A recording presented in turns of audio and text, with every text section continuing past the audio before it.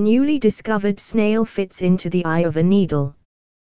The newly discovered Augustopolydomyiki is a land snail so small, it could get lost in a pygmy marmoset's ear. Bara Paul Gurgley, a researcher from Shishu University in Japan, and his colleagues found a microcosm of impossibly tiny land snails in China. They published their findings in the journal Zookeys on September 28 with the title 7 New Hypsilostomated Species from China, including some of the world's smallest land snails.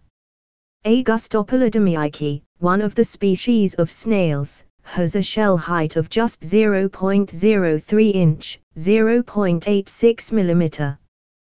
The paper describes it as amongst the smallest land snails ever reported.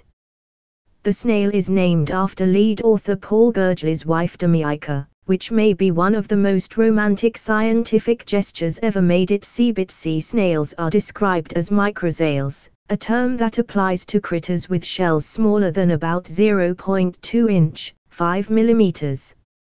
A gastropod on the bigger end of that scale would dwarf the newly found species, which fits snugly inside the eye of a sewing needle with plenty of room left over to fit at least 10 more of its mates.